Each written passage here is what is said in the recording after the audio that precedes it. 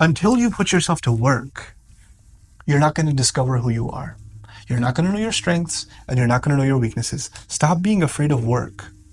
Stop being afraid of jumping in, trying something, failing. Failure is good for you. It exposes the holes in the wall. It exposes what you need to work on. It also exposes the few things that you are good at, and maybe you should refine them even more.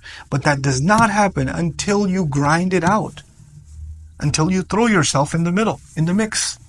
You know, I'd like you to think of the fact that, our ruh is from alam al-amr, but this life that Allah gave us here, in which we can put ourselves to work and discover ourselves, is not an unlimited life, is it?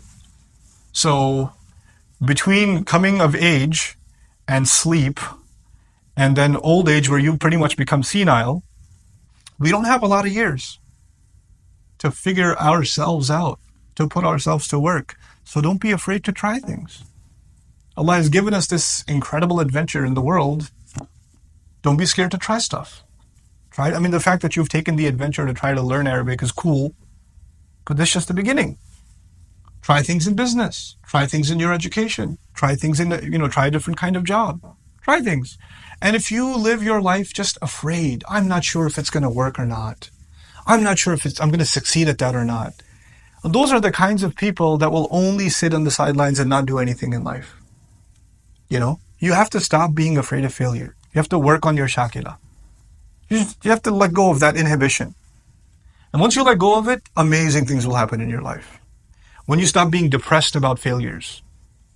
My favorite student, I've taught, Dream's been around for now 5, you guys are year number 5. It's crazy.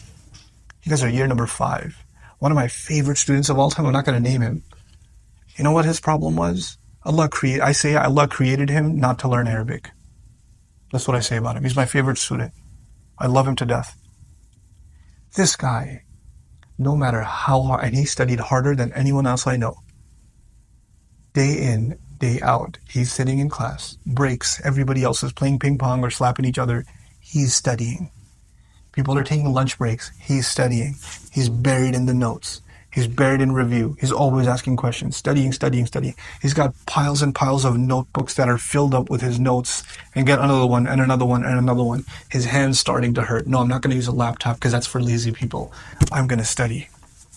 And he's one of my close friends. He and I used to hang out a lot before. I was like, hey, why don't you come learn some Arabic? He goes, yeah, I'll do it.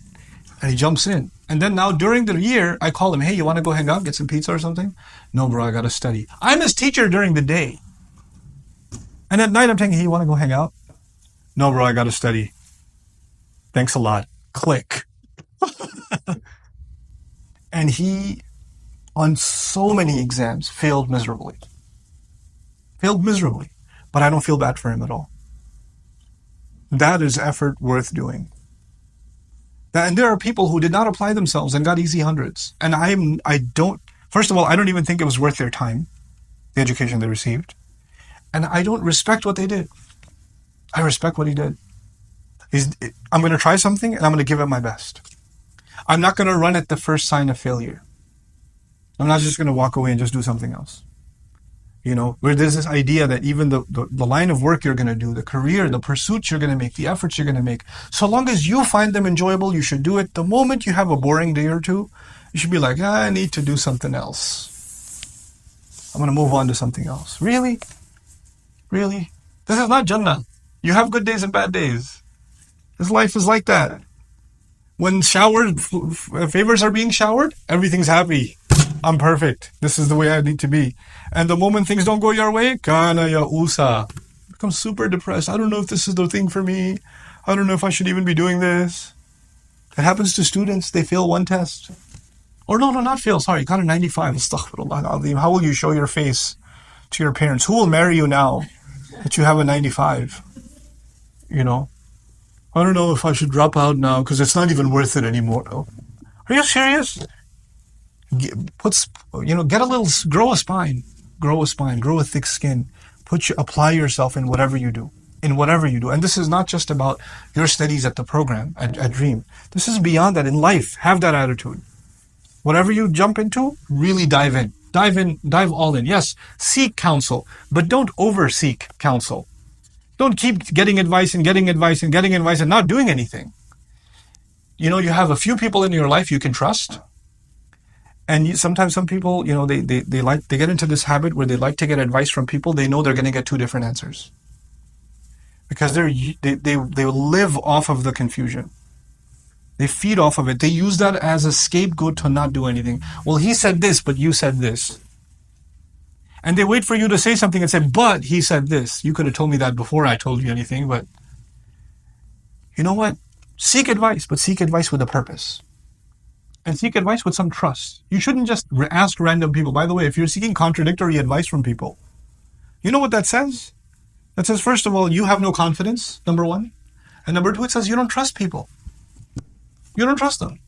Why are you asking their advice if you want an alternative opinion?